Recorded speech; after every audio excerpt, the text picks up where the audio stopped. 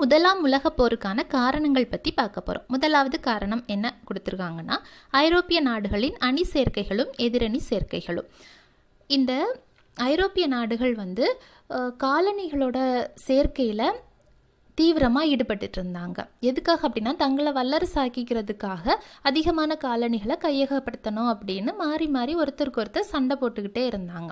அந்த நேரத்தில் என்ன ஆகுது அப்படின்னா, முக்கியமான வல்லரசு நாடுகளான 5 நாடுகள் 2 டீமாக பிரிகிறாங்க. ஒரு குரூப்பில் யார் யார் இருக்காங்க அப்படின்னா, ஜெர்மனி, ஆஸ்திரிய ஹங்கேரி, இத்தாலி, இந்த 3 நாடுகளும் ஒரு டீமாக பிரிகிறாங்க. இன்னொரு டீமில் பார்த்தீங்க அப்படின்னா ரஷ்யாவும் ஃப்ரான்ஸும் இருக்குது. இப்போ இங்கிலாந்து தனியாக போயிடுது. 2 டீம் கூடயுமே சேர முடியல அப்போ இங்கிலாந்துக்கு ஜெர்மனியோட சேர்றதுக்கு விருப்பம். ஆனால் ஜெர்மனி இங்கிலாந்து சேர்த்துக்கலை. அப்போ என்ன ஆகுது அப்படின்னா, ஜப்பான் இங்கிலாந்தோட சேர்றதுக்கு ஆர்வம் காட்டுது. ஏன்னா ஜப்பானுக்கு ரஷ்யா கூட ஏற்கனவே சண்டை இருக்குது. அப்போ ரஷ்யா, ஃப்ரான்ஸ் அந்த டீம் கூட ஜப்பானெல்லாம் சேர முடியாது. அதனால் அது இங்கிலாந்தோட சேர்றதுக்கு ஆர்வம் காட்டுது. அப்போ அந்த அடிப்படையில் அவங்க அவங்களுக்குள்ள ஒரு உடன்படிக்கை செஞ்சுக்கிறாங்க, ஜப்பானும் இங்கிலாண்டும். இந்த உடன்படிக்கையை மையமாக வச்சு ஃப்ரான்ஸ் என்ன பண்ணுது அப்படின்னா, அதே மாதிரி நாமளும் இங்கிலாந்தோட உடன்படிக்கை செஞ்சுக்கிட்டோம் அப்படின்னா நமக்கும் இங்கிலாந்துக்கும் இருக்கிற காலனி பிரச்சனைகளுக்கு முடிவுக்கு கொண்டு வரலாம் அப்படின்னு நினச்சி ஃப்ரான்ஸும் இங்கிலாந்தோட ஒரு உடன்படிக்கையை மேற்கொள்ளுது.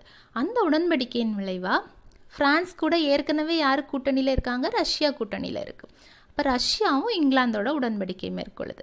அப்போ இந்த 3 நாடுகளுக்கு இடையே உள்ள காலனி பிரச்சனைகள் இதனால தீர்வாகுது. இப்போ கடைசியில் இவங்க 3 பேரும் ஒரு கூட்டணியாக உருவாகிறாங்க. இங்கிலாந்து, ஃப்ரான்ஸ், ரஷ்யா 3 ஒரு கூட்டணி, ஜெர்மனி, ஆஸ்திரிய ஹங்கேரி, இத்தாலி இது 3 ஒரு கூட்டணியாக இருக்குது. அதைத்தான் இதில் சொல்லியிருக்காங்க. 1900 ஐரோப்பிய வல்லரசுகளில் 5 அரசுகள் 2 ஆயுதம் ஏந்திய முகாம்களாக பிரிந்தன. 2 குரூப்பாக பிரிகிறாங்க. ஒரு முகாம் எந்த நாடுகளெல்லாம் இருந்துச்சு? ஜெர்மனி, ஆஸ்திரிய ஹங்கேரி, இத்தாலி ஆகியவற்றை கொண்டிருந்தது.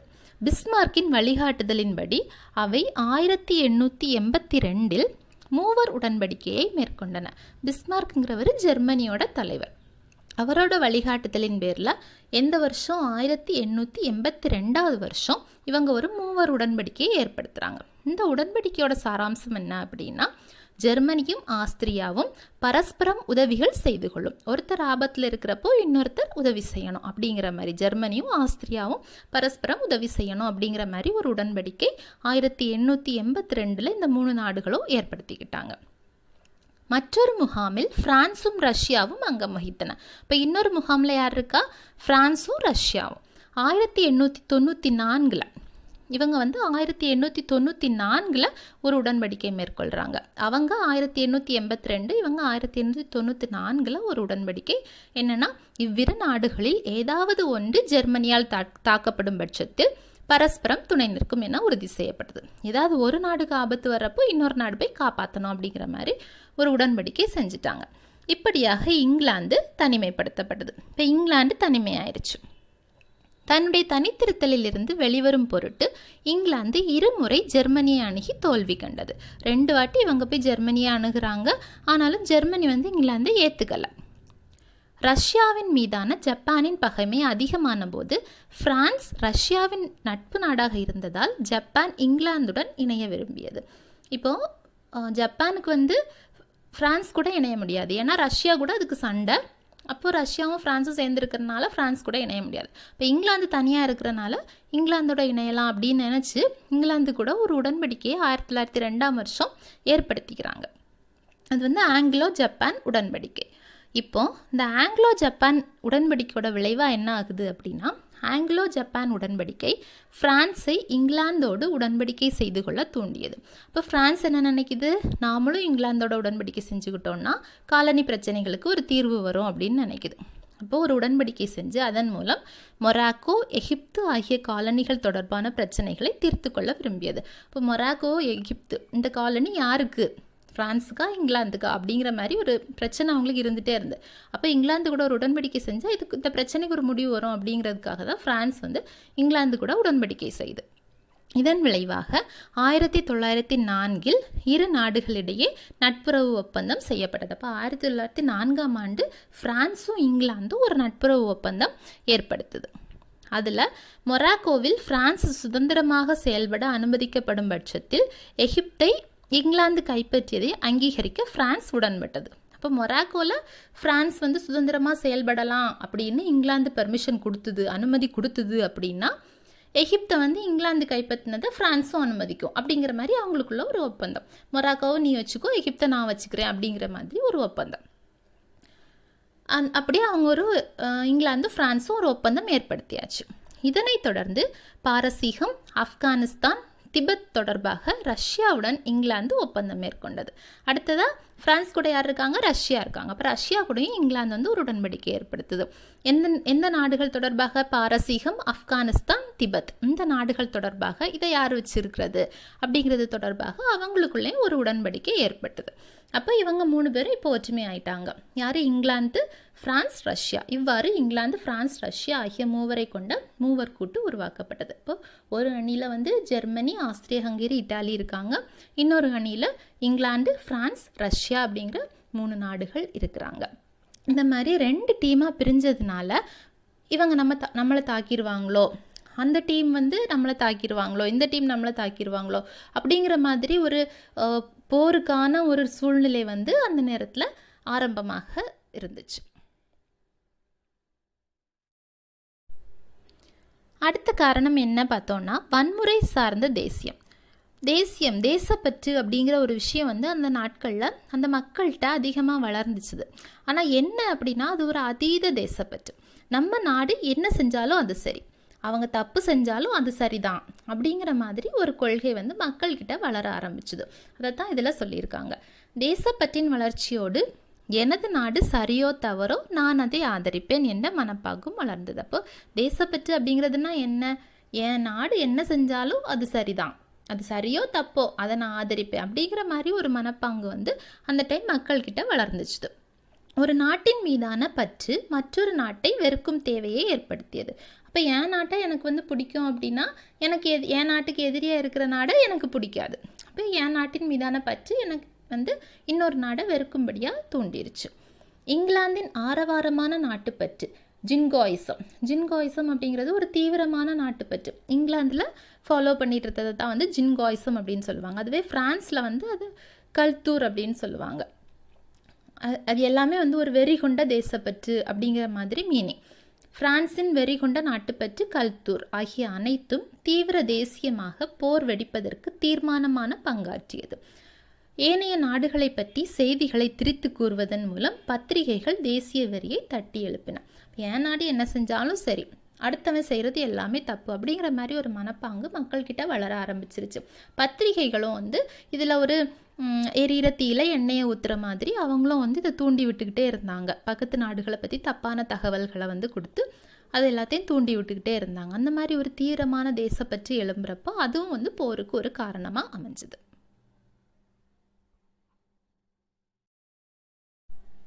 அடுத்த காரணம் என்னன்னு பார்த்தோம்னா, ஜெர்மன் பேரரசின் ஆக்கிரமிப்பு மனப்பாங்கு. ஜெர்மனி வந்து எல்லாரையும் நாம் ஆக்கிரமிக்கணும் அப்படிங்கிற ஒரு மனப்பாங்கு கொண்டிருந்தது கூட இந்த உலகப் போருக்கான ஒரு முக்கிய காரணமாக கருதப்படுது. இப்போ 1805 வருஷம் ட்ரபால்கர் போர் அப்படின்னு ஒரு போர் நடக்குது. அதில் வந்து நெப்போலியன் போனபர்ட், பிரான்ஸ் அரசர், இவர் வந்து தோத்துடுறாரு. அப்போ தோத்ததுக்கப்புறம் என்ன ஆகுது அப்படின்னா, அந்த கடல் பகுதி வந்து ஃபுல்லாக இங்கிலாந்துக்கு சொந்தமானது. அதாவது ஐரோப்பாவில் இருக்கிற கடல் பகுதி எல்லாமே வந்து இங்கிலாந்துக்கு சொந்தமானது அப்படிங்கிற மாதிரி ஆயிடுச்சு. இந்த டைமில் ஜெர்மனி என்ன பண்ணுது அப்படின்னா, அவங்களோட கப்பல் படையை விரிவு பண்ண ஆரம்பிக்கிறாங்க. இப்போ இது வரைக்கும் இங்கிலாந்துக்கே சொந்தமாக இருந்த கடல் பகுதியை ஆக்கிரமிக்கிறதுக்காக தான் ஜெர்மனி வந்து கப்பல் படையை விரிவுபடுத்துகிறாங்க அப்படின்னு இங்கிலாந்து நினச்சிது. அப்போ இது வந்து இந்த 2 நாட்டுக்கு இடையில ஒரு பதட்டத்தை உண்டு பண்ணுச்சுது. அதை தான் இதில் சொல்லியிருக்காங்க. ஜெர்மன் பேரரசரான 2ஆம் கெய்சர் வில்லியம் இரக்கமற்ற தன்முனைப்பு கொண்டவராகவும் ஆக்கிரமிப்பு மனப்பான்மை கொண்டவராகவும் இருந்தார். இப்போ கெய்சர் வில்லியம், 2ஆம் கெய்சர் வில்லியம் ஜெர்மனியோட அரசர். இவர் வந்து இரக்கமற்றவர், அதோட இவர் வந்து ஆக்கிரமிப்பு மனப்பான்மை கொண்டவராக இருந்தார். அடுத்த நாடுகளை எல்லாம் நாம் வந்து கண்ட்ரோலில் கொண்டு வரணும் அப்படிங்கிற மாதிரி நினச்ச ஒரு அரசராக இருந்தார். ஜெர்மனியே உலகத்தின் தலைவன் என பிரகடனம் செய்தார். இவர் ஜெர்மனி தான் உலகத்துக்கே தலைவன் அப்படிங்கிற மாதிரி இவர் வந்து பிரகடனம் பண்ணிட்டு இருந்தார். அப்போ இவர் என்ன பண்ணார் அப்படின்னா, ஜெர்மனியின் கப்பற்படை விரிவுபடுத்தப்பட்டதுக்கு அவரோட கப்பற்படையை, அவங்க நாட்டோட கப்பற்படையை இவர் வந்து விரிவுபடுத்துகிறார். எதுக்காக அப்படின்னா, அப்போ தான் அடுத்த நாடுகளை போய் அட்டாக் பண்ணி அந்த நாடுகளை வந்து அவங்களோட கண்ட்ரோலில் கொண்டு வர முடியும் அப்படிங்கிறதுக்காக அவங்களோட கப்பல் படையை விரிவுபடுத்துகிறாங்க. இப்போ 1805 ட்ரபால்கர் போரில் நெப்போலியனின் தோல்வியை தொடர்ந்து கடல் இங்கிலாந்தின் தனி உரிமை என கருதப்பட்டு வந்தது. நான் ஆல்ரெடி சொன்னது தான், 1805 ட்ரபால்கர் போர். இந்த போரில் நெப்போலியன், பிரெஞ்சு மன்னன் நெப்போலியன் தோத்துட்டார். அதுக்கப்புறமா அதிலேருந்து என்னென்னா கடல் வந்து ஃபுல்லாகவே எல்லா கடலுமே வந்து இங்கிலாந்துக்கு தான் சொந்தம். ஐரோப்பாவை சுற்றி இருக்கிற கடல் எல்லாமே இங்கிலாந்துக்கு தான் சொந்தம் அப்படிங்கிற மாதிரி இருந்துச்சு. இப்போ இந்த நேரத்தில் தான் கெய்சர் வில்லியம் என்ன பண்ணுறாரு, அவரோட கப்பற்படையை வந்து விரிவுபடுத்துகிறாரு. இந்த நிலையில் ஜெர்மனியின் ஆக்கிரமிப்பு இயல்பு கொண்ட அரசியல் விவேகத்தையும் விரைவாக கட்டப்படும் அதன் கப்பற்படை தளங்களையும் கண்ணுற்ற இங்கிலாந்து ஜெர்மன் கப்பற்படை தனக்கு எதிரானதே என முடிவு செய்தது. ஆகவே இங்கிலாந்தும் கப்பற்படை விரிவாக்க போட்டியில் இறங்கவே இரு நாடுகளுக்கும் இடையேயான பதட்டம் மேலும் அதிகரித்தது.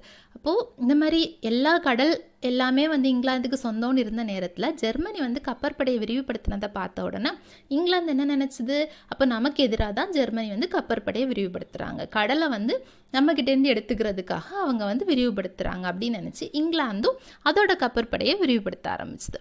இப்படி இருக்கிறப்போ ரெண்டு நாட்டுக்கும் இடையான பதட்டம் வந்து அதிகமாகவே இருந்துச்சு. எப்போ வேணால் யார் வேணால் யார் மேலேயும் போர் தொடுக்கலாம் அப்படிங்கிற மாதிரி ஒரு பதட்டம் இருந்துக்கிட்டே இருந்துச்சு. இதுவும் உலகப் போருக்கான ஒரு காரணம். அடுத்த 4வது காரணம் என்னன்னா, பிரான்ஸ் ஜெர்மனியோடு கொண்ட பகை. பிரான்ஸும் ஜெர்மனியும் எப்போவுமே வந்து பகைவர்களாகவே தான் இருந்துட்டு இருந்தாங்க. முன்னாடி 1871 ஜெர்மனியால் வந்து பிரான்ஸ் தோற்கடிக்கப்பட்டுருச்சு. இதோட ஒரு சில பகுதிகள் வந்து ஜெர்மனி கிட்ட போயிடுச்சு, பிரான்ஸோட ஒரு சில பகுதிகள் ஜெர்மனி கிட்ட போயிடுச்சு. அப்போலேருந்தே வந்து பிரான்ஸுக்கும் ஜெர்மனிக்கும் ஆகாது, அவங்க வந்து பகையாகவே இருந்துட்டு இருந்தாங்க. அதே நேரத்தில் இப்போ இங்கிலாந்தும் ஃப்ரான்ஸும் வந்து உடன்படிக்கை பண்ணிருச்சு. உடன்படிக்கையில் என்ன பண்ணிட்டாங்க, மொராக்கோ விஷயத்தில் வந்து நாங்கள் தலையிட மாட்டோம், ஃப்ரான்ஸ் வந்து மொராக்கோவை யூஸ் பண்ணிக்கிடலாம் அப்படிங்கிற மாதிரி இங்கிலாந்து வந்து ஆதரவு கொடுத்துருச்சு. இது வந்து ஜெர்மனிக்கு பிடிக்கல. இதை என்ன பண்ணிச்சுது அப்படின்னா, ஜெர்மனி வந்து இல்லை, ஃப்ரான்ஸுக்கு வந்து சாதகமாக மொராக்கோவை கொடுக்கக்கூடாது, மொராக்கோ வந்து ஒரு தனி நாடு, ஒரு சுதந்திர நாடு அப்படின்னு சொல்லிட்டு அறிவிக்கணும் அப்படின்னு சொல்லி அது ஜெர்மனி வந்து ட்ரை பண்ணிச்சுது. ஃப்ரான்ஸுக்கு எதிரான வேலைகளை செஞ்சுட்டு இருந்தது. இது வந்து இந்த ரெண்டு நாட்டுக்கும் இடையான பகையை இன்னும் அதிகப்படுத்துச்சுது. ஃப்ரான்ஸும் ஜெர்மனியும் பழைய பகைவர்கள் ஆவர். 1871 ஜெர்மனியால் தோற்கடிக்கப்பட்டு அல்சேஸ் லொரைன் பகுதிகளை பிரான்ஸ் ஜெர்மனியிடம் இழக்க நேரிட்டது குறித்த கசப்பான நிகழ்வுகளை பிரெஞ்சு மக்கள் ஜெர்மனியின் மீது கொண்டிருந்தனர். இப்போது 1871 நடந்த போரில் ஃப்ரான்ஸ் வந்து அல்சேஸ் லொரைன் அப்படிங்கிற 2 பகுதிகளை ஜெர்மனிகிட்ட இழந்துருச்சு. இப்போ ஃப்ரான்ஸ் மக்களுக்கு இந்த நினைவுகள் வந்து மனசில் கசப்பான ஒரு நிகழ்வாகவே இருந்துட்டு இருந்தது. இப்போ என்ன ஆகுது அப்படின்னா, மொராக்கோ விவகாரத்தில் ஜெர்மனியின் தலையீடு இக்கசப்புணர்வை மேலும் அதிகரித்தது. இப்போ மொராக்கோவில் பிரான்சின் நலன்களை சார்ந்து இங்கிலாந்து பிரான்ஸோடு மேற்கொண்ட ஒப்பந்தத்தை ஜெர்மனி எதிர்த்தது. அப்போ பிரான்ஸ் வந்து மொராக்கோவில் சுதந்திரமாக செயல்படலாம் அப்படின்னு இங்கிலாந்து கூட ஒரு ஒப்பந்தம் இருந்துச்சு, நம்ம ஏற்கனவே பார்த்தோம். இப்போ அந்த ஒப்பந்தத்தை தான் ஜெர்மனி வந்து எதிர்க்குது. எனவே ஜெர்மன் பேரரசர் 2ஆம் கெய்சர் வில்லியம் மொராக்கோ சுல்தானின் சுதந்திரத்தை அங்கீகரித்ததோடு மொராக்கோவின் எதிர்காலம் குறித்து முடிவு செய்ய பன்னாட்டு மாநாடு ஒன்றை கூட்டும்படி கூறினார். அப்போது 2ஆம் கெய்சர் வில்லியம் என்ன பண்ணார் அப்படின்னா, ஃப்ரான்ஸ் வந்து மொராக்கோவில் சுதந்திரமாக செயல்படக்கூடாது, மொராக்கோ வந்து ஒரு சுதந்திர நாடு அப்படின்னு சொல்லி அந்த நாட்டோட சுல்தான் இருப்பார் இல்லையா, அந்த அவரோட சுதந்திரத்தை வந்து அங்கீகரித்தாங்க ஜெர்மனி. நீங்கள் வந்து ஒரு சுதந்திர நாடு தான், நீங்கள் தான் இதுக்கு ராஜா, ஃப்ரான்ஸுக்கு கட்டுப்பட்டு நீங்கள் இருக்கணும்னு அவசியம் இல்லை அப்படின்னு சொல்லி அதோட ஒரு பன்னாட்டு நாடுகளோட சங்கம் மாநாடு ஒன்றையும் கூட்டி அதில் வந்து நம்ம மொராக்கோ வந்து ஃப்ரான்ஸுக்கு கீழ்ப்படியணுமா இல்லை அவங்க இண்டிபெண்ட்டாக சுதந்திரமான நாடாக இருக்கணுமா அப்படிங்கிறத பற்றி தீர்மானிக்கணும், அதுக்காக ஒரு கூட்டத்தை கூட்டணும் அப்படின்னும் அவர் வந்து திட்டம் போடுறாரு. இப்படி இருந்ததுனால ஜெர்மனி வந்து ஃப்ரான்ஸுக்கு இன்னும் பகை ஆகிட்டே போகுது. ஏற்கனவே அந்த போரில் வந்த பகை வந்து இப்போ இன்னும் வந்து அதிகமாகுது. ஜெர்மனிக்கும் ஃப்ரான்ஸுக்குமான பகை அதிகமாகிட்டே இருக்குது. இதுவும் வந்து அந்த உலகப் போர் உண்டாகிறதுக்கு ஒரு காரணமாக அமையுது. முதலாம் உலகப் போருக்கான அடுத்த காரணம் என்ன அப்படின்னு பார்த்தோம்னா, பால்கன் பகுதியில் ஏகாதிபத்திய அரசியல் அதிகாரத்திற்கான வாய்ப்பு. இந்த பால்கன் பகுதி எங்கே இருக்குது அப்படின்னா, இது ஐரோப்பாவில் உள்ள ஒரு தீபகற்பம், ஒரு குறிப்பிட்ட ஒரு 7-8 நாடுகள் சேர்ந்த ஒரு தீபகற்ப பகுதி. அதை வந்து பால்கன் பகுதி அப்படின்னு சொல்லுவோம். இது வந்து யாரோட கண்ட்ரோலில் இருந்துச்சு அப்படின்னா, துருக்கியோட கீழே இருந்துச்சு. துருக்கி தான் இந்த பால்கன் தீபகற்பத்தின் மேலே அதிகாரம் செலுத்திட்டு இருந்துச்சு. இப்போ இந்த மேப்பில் பார்க்குறீங்க இல்லையா, இந்த நாடுகள் தான் வந்து பால்கன் தீபகற்பத்தோட நாடுகள். Slovenia, Croatia, Bosnia, Herzegovina, Serbia, Montenegro, Kosovo, North Macedonia, Albania, Greece, Bulgaria, Romania, Moldova, இந்த நாடுகள் எல்லாம் சேர்ந்தது தான் வந்து இந்த பால்கன் தீபகற்பம் அப்படிங்கிறது. இது யாருக்கு கண்ட்ரோலில் இருக்குது அப்படின்னா துருக்கியோட கண்ட்ரோலில் தான் முன்னாடி இருந்துச்சு. இந்த துருக்கியோட கண்ட்ரோலில் இந்த பால்கன் தீபகற்பம் இருக்கிறப்போ என்ன ஆகுது அப்படின்னா 1908 வருஷம் துருக்கியில் வந்து ஒரு புரட்சி நடக்குது. அங்கே இருக்கிற அரசை வந்து கவிழ்த்துட்டு ஒரு புதிய அரசை உருவாக்குறதுக்காக ஒரு புரட்சி அந்த துருக்கி நாட்டில் உருவாகுது. அப்போது இதை வந்து அவங்களுக்கு சாதகமாக பயன்படுத்திக்கிட்டு ரஷ்யாவும் ஆஸ்திரியாவும் என்ன பண்ணாங்க அப்படின்னா பால்கன் பகுதியை அவங்க கைப்பற்றணும் அப்படின்னு நினச்சாங்க.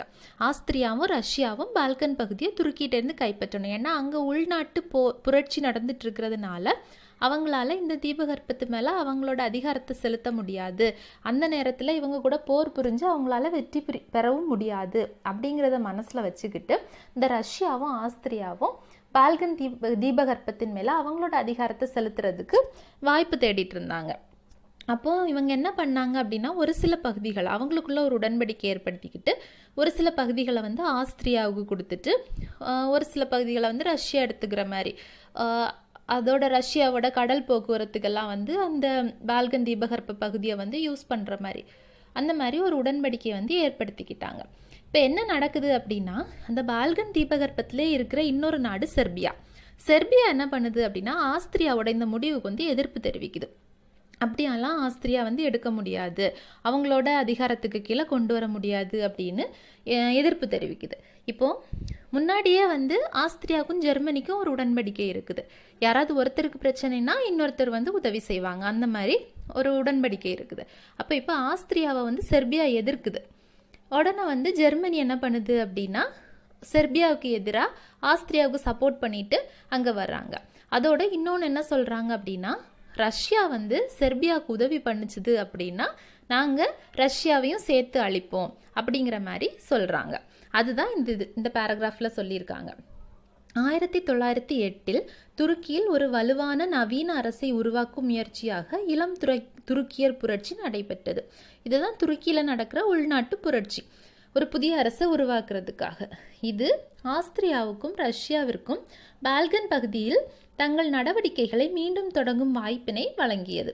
இது தொடர்பாக ஆஸ்திரியாவும் ரஷ்யாவும் சந்தித்து பேசினப்போ துருக்கி அரசால் இப்போ எதுவும் செய்ய முடியாது அப்படிங்கிற காரணத்தினால ஆஸ்திரியாவும் ரஷ்யாவும் என்ன பண்ணுறாங்கன்னா பால்கன் பகுதியை நாம் கைப்பற்றிக்கலாம் அப்படின்னு அவங்க ரெண்டு பேரும் சந்தித்து பேசுகிறாங்க. அதன்படி பாஸ்னியா ஹெர்சகோவினா ஆகிய இரண்டையும் ஆஸ்திரியா இணைத்து கொள்வதென்றும், இந்த ரெண்டு நாடுகள் பாஸ்னியா ஹெர்சகோவினா இந்த ரெண்டு நாடுகளையும் ஆஸ்திரியா வந்து அதோட சேர்த்துக்கும். ரஷ்யா தனது போர்க்கப்பல்களை சுதந்திரமாக டார்னடல்ஸ் போஸ்பரஸ் துறைமுகங்கள் வழியாக மத்திய தரைக்கடல் பகுதிக்குள் கொண்டு செல்லலாம் என்றும் ஒப்பந்தமாயிட்டு. இப்போ இந்த கடல் போக்குவரத்துக்கு வந்து ரஷ்யாவுக்கு இந்த பால்கன் பகுதி தேவைப்படுது. ஆஸ்திரியாவுக்கு வந்து அந்த ரெண்டு நாடுகளையும் அதுக்கு கூட சேர்த்துக்கணும், பாஸ்னியா ஹெர்சகோவினா நாடுகளை வந்து அதுக்கு கூட சேர்த்துக்கணும். அப்போ இந்த மாதிரி செஞ்சுக்கலாம் அப்படின்னு அவங்களுக்குள்ள ஒரு ஒப்பந்தம் தீர்மானமாகுது. இதனைத் தொடர்ந்து பாஸ்னியாவையும் ஹெர்சகோவினாவையும் தான் இணைத்து கொண்டதாக ஆஸ்திரியா அறிவித்தது. ஆஸ்திரியாவின் இவ்வறிவிப்பு செர்பியாவில் தீவிரமான எதிர்ப்பை தூண்டியது. இப்போ ஆஸ்திரியா வந்து ஹெர்சகோவினாவையும் பாஸ்னியாவையும் அதோட நாட்டு கூட இணைச்சிருச்சு அப்படின்னு அறிவிச்சாச்சு. அறிவிச்ச உடனேயே அந்த பால்கன் தீபகற்பத்தில் இருக்கிற இன்னொரு நாடான செர்பியா வந்து இதுக்கு எதிர்ப்பு தெரிவிக்குது. இதன் தொடர்பில் ஜெர்மனி ஆஸ்திரியாவிற்கு உறுதியான ஆதரவை நல்கியது. இப்போ ஜெர்மனி எப்போவுமே ஆஸ்திரியாவுக்கு ஹெல்ப் பண்ணணும் அப்படிங்கிற இதில் தான் இருக்குது. அப்போ என்ன பண்ணுது அப்படின்னா ஆஸ்திரியாவுக்கு உறுதியான ஆதரவை ஜெர்மனி கொடுக்குது. மேலும் ஆஸ்திரியா செர்பியாவின் மீது படையெடுக்கும் போது அதன் விளைவாக செர்பியாவிற்கு ரஷ்யா உதவுமானால் ஆஸ்திரியாவிற்கு ஆதரவாக நான் களமிறங்குவேன் என அறிவிக்கும் அளவிற்கு ஜெர்மனி சென்றது. ஆஸ்திரியாவுக்கும் செர்பியாவுக்குமான இப்பகை 1914 போர் வெடிக்க காரணமாயிட்டு. அப்போது ஆஸ்திரியாவுக்கும் செர்பியாவுக்கும் இப்போ சண்டை வந்தாச்சு, செர்பியா எதிர்த்துருச்சு. அப்போ அவங்க ரெண்டு பேருக்கும் சண்டை வந்துருச்சு. இப்போ ஜெர்மனி என்ன சொல்லுது அப்படின்னா ஆஸ்திரியாவுக்கு நான் துணையாக இருப்பேன், செர்பியாவுக்கு ஆதரவாக ரஷ்யா களமிறங்குச்சுது அப்படின்னா ஆஸ்திரியாவுக்கு ஆதரவாக ஜெர்மனி களமிறங்கும் அப்படின்னு சொல்லி அறிவிச்சிருச்சு. அப்போ இந்த பகை வந்து இந்த 1914 முதலாம் உலக போர் வெடிக்கிறதுக்கு ஒரு முக்கிய காரணமாக அமைஞ்சது.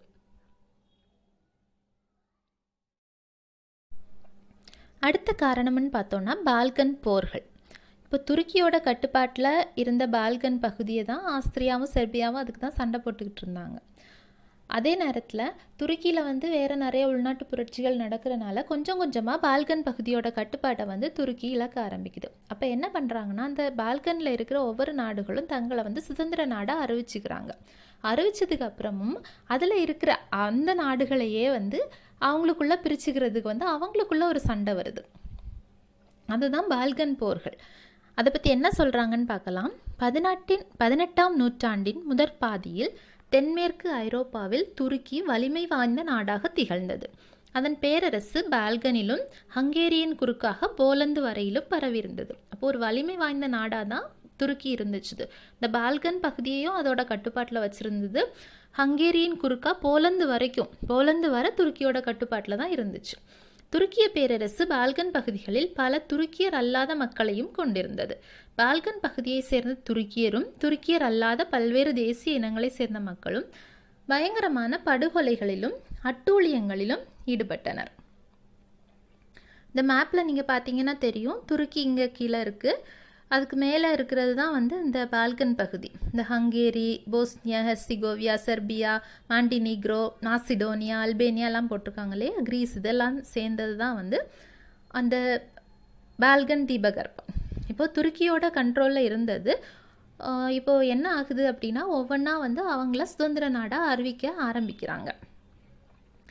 ஆர்மீனிய இனப்படுகொலைகள் இதற்கு ஒரு பயங்கரமான எடுத்துக்காட்டு ஆகும். அப்போது இந்த பால்கன் பகுதியில் இருக்கிற மக்கள் வந்து ஒரு பயங்கரமான புரட்சியில் இனப்படுகொலைகள் அதெல்லாம் செஞ்சிட்டு இருந்தாங்க. அந்த மாதிரி நடந்துட்டு இருக்குது. அப்போது 18ஆம் நூற்றாண்டில் என்ன ஆகுது அப்படின்னா, 18ஆம் நூற்றாண்டின் பிற்பாதியில் துருக்கிய பேரரசின் உறுதியற்ற அரசியல் பொருளாதார சூழலை சாதகமாக கொண்டு கிரீஸும் அதனைத் தொடர்ந்து ஏனைய நாடுகளும் ஒன்றன் பின் ஒன்றாக தங்களை துருக்கியின் கட்டுப்பாட்டிலிருந்து விடுவித்து கொண்டன. அப்போ துருக்கியில் இருக்கிற இந்த அசாதாரண சூழ்நிலையை வந்து மனசில் வச்சுக்கிட்டு இந்த நாடுகள் ஒவ்வொன்றும் துருக்கியோட கட்டுப்பாட்டிலிருந்து தாங்களே விலகிக்கிட்டாங்க. மாசிடோனியா பல்வேறு இனங்களை சேர்ந்த மக்களை கொண்டிருந்தது. எனவே மாசிடோனியாவை தங்கள் கட்டுப்பாட்டுக்குள் கொண்டு வருவதில் கிரீஸ், செர்பியா, பல்கேரியா மற்றும் மான்டீனீரோ ஆகிய நாடுகளிடையே போட்டி நிலவின.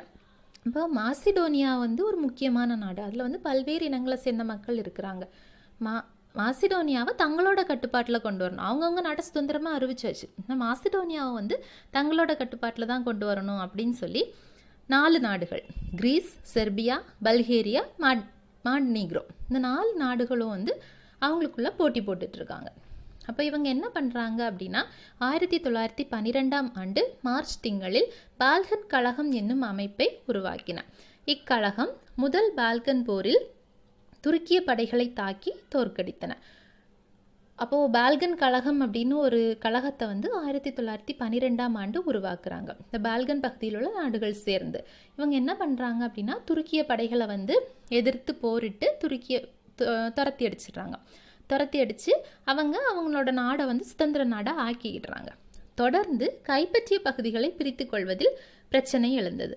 அதுக்கப்புறம் என்ன ஆகுதுன்னா, அவங்களுக்குள்ளேயே சண்டை வந்துடுது. எந்த பகுதியை யார் எடுத்துக்கிறது அப்படின்னு சொல்லி சண்டை வருது. இப்போ ஒரு உடன்படிக்கை மேற்கொள்கிறாங்க. என்ன உடன்படிக்கை அப்படின்னா, லண்டன் உடன்படிக்கை. 1913ஆம் ஆண்டில் இந்த லண்டன் உடன்படிக்கையை மேற்கொள்கிறாங்க.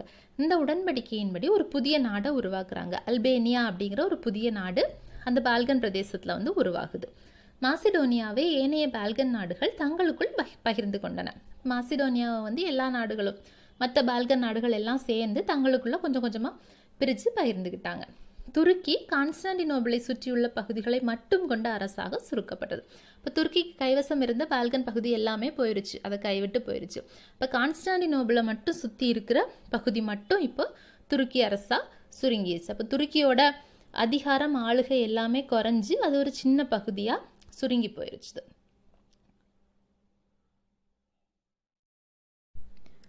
இப்போ துருக்கி வந்து ஒரு சின்ன பகுதியாக சுருங்கியாச்சு. இருந்த போதிலும் மாசிடோனியாவை பிரித்தளித்ததில் செர்பியாவையும் கிரீஸையும் பல்கேரியா தாக்கியது. அப்போது மாசிடோனியாவை வந்து அவங்களுக்குள்ளால பிரிச்சுக்கிட்டாங்க இல்லையா, அது வந்து பல்கேரியாவுக்கு பிடிக்கல. இப்போ பல்கேரியா என்ன பண்ணுது அப்படின்னா செர்பியாவையும் கிரீஸையும் தாக்குது.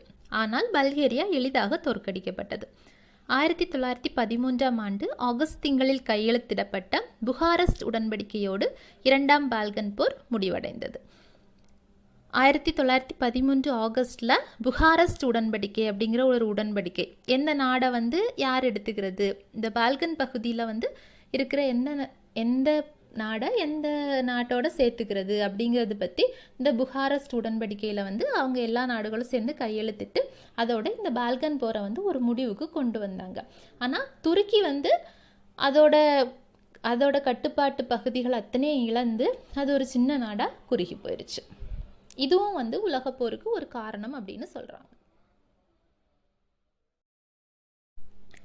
இந்த மாதிரி பல காரணங்கள் வந்து இந்த முதலாம் உலகப் போருக்கு இட்டு செல்லுது.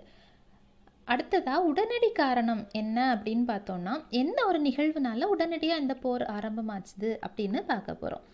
பால்கனில் நடைபெற்ற இந்நிகழ்வுகளில் உச்சகட்டம் பாஸ்னியாவில் உள்ள செரோஜிவா என்னும் இடத்தில் அரங்கேறியது.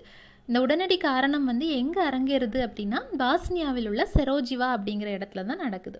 என்ன நடக்குது அப்படின்னா 1914 ஜூன் 28ஆம் நாள் பேரரசரின் மகனும் ஆஸ்திரிய ஹங்கேரி பேரரசரான பிரான்ஸ் ஜோசப்பின் மைத்துனரும் வாரிசுமான பிரான்ஸ் பெர்டினார்டு, இந்த ஆஸ்திரிய ஹங்கேரி பேரரசரான பிரான்ஸ் ஜோசப்போட மைத்துனரும் வாரிசுமான பிரான்ஸ் பெர்டினார்டு அப்படிங்கிறவரை யார் கொலை பண்ணுறாங்க அப்படின்னா பிரின்சப் அப்படிங்கிற பாஸ்னிய செர்பியரால் கொலை செய்யப்பட்டார்.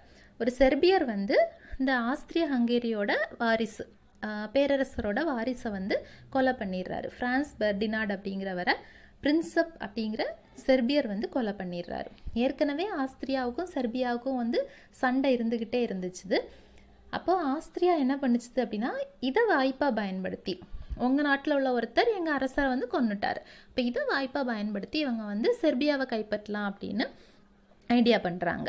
அப்போ செர்பியாவுக்கு ஆதரவாக வந்து ரஷ்யா என்ன பண்ணும், உள்ளே வருது. ஆக்சுவலாக ரஷ்யா வந்து உள்ளே வரலை, அப்படி ஒரு வதந்தி வந்து வந்துடுது. ஏற்கனவே வந்து ஆஸ்திரியாவுக்கு உதவி பண்ணுறதுக்கு எப்போவுமே ஜெர்மனி தயாராக இருக்குது. அதே நேரத்தில் ஜெர்மனி வந்து இன்னும் ஒன்று சொல்லியிருக்கு, செர்பியாவுக்கு உதவியாக ரஷ்யா இறங்குச்சுது அப்படிங்கிற பட்சத்தில் நாங்கள் வந்து ஆஸ்திரியாவுக்கு உதவி பண்ணுறதுக்கு இறங்குவோம் அப்படின்னு ஜெர்மனி அறிவிச்சிருச்சு ஏற்கனவே. அந்த டைமில் வந்து ஒரு வதந்தி பரவுது. என்ன அப்படின்னா ஆஸ்திரியா வந்து செர்பியாவை எதிர்க்க போகுது, செர்பியாவுக்கு உதவியாக ரஷ்யா வந்து களமிறங்குது அப்படிங்கிற ஒரு வதந்தி வந்துச்சு. இந்த வதந்தியை கேட்டோன்னே ஜெர்மனி என்ன பண்ணிருச்சு, அப்படியா ரஷ்யா வருதா, அப்போ நாங்களும் ஆஸ்திரியாவுக்கு ஹெல்ப் பண்ணுறதுக்கு இறங்குவோம் அப்படின்னு சொல்லிட்டு ஜெர்மனி என்ன பண்ணுதுன்னா முதல் தாக்குதலை அது தொடங்குது. அவங்க போர் தொடுக்கிறதுக்கு முன்னாடியே நாம் தொடங்கணும் அப்படின்னு நினச்சிட்டு ஜெர்மனி முதல் தாக்குதலை தானே தொடுக்குது. அப்போ ஆஸ்திரியா இதனை செர்பியாவை கைப்பற்றுவதற்கு வாய்ப்பாக எண்ணியது. செர்பியாவுக்கு ஆதரவாக தலையிட ரஷ்யா படைகளை திரட்டுகிறது என்னும் வதந்தியால் ஜெர்மனி முதல் தாக்குதலை தானே தொடுப்பது என முடிவு செய்தது. அதுக்கப்புறமா என்ன ஆகுதுன்னா ஆகஸ்ட் திங்கள் முதல் நாள் ஜெர்மனி ரஷ்யாவிற்கு எதிராக போர் அறிவிப்பு செய்தது. ஜெர்மனிக்கும் பிரான்சுக்கும் இடையே சச்சரவுகள் எதுவும் இல்லாவிட்டாலும் பிரான்சுக்கும் ரஷ்யாவுக்கும் இடையே ஏற்கனவே கூட்டணி இருந்ததால் ஜெர்மனி பிரான்ஸ் ரஷ்யா ஆகிய இரு நாடுகளுக்கும் எதிராக போர் செய்ய திட்டமிட்டது. அப்போ ஆகஸ்ட் மாதம் முதல் நாள் என்ன பண்ணுறாங்க அப்படின்னா ஜெர்மனி ரஷ்யாவுக்கு எதிராக போர் தொடுக்க போகிறோம் அப்படின்னு அறிவிச்சாச்சு. ஜெர்மனிக்கும் பிரான்ஸுக்கும் எந்த ஒரு பிரச்சனையும் இது வரைக்கும் இல்லை. ஆனால் ரஷ்யா கூட பிரான்ஸ் இருக்கிறதுனால ஜெர்மனி என்ன பண்ணுது அப்படின்னா பிரான்ஸையும் சேர்த்து தாக்கணும் அப்படின்னு முடிவு பண்ணுது. ரஷ்யாவையும் பிரான்ஸையும் தாக்கி அழிக்கணும் அப்படின்னு முடிவு பண்ணுது. மேலும் இச்சூழலை தனக்கு சாதகமாக பயன்படுத்தி கொள்ளவும் ஜெர்மனி விரும்பியது. பெல்ஜியத்தின் நடுநிலைமையை மதியாது அதனை ஜெர்மனி தாக்கவே இப்போரில் இங்கிலாந்து பங்கேற்பது கட்டாயமாயிட்டு.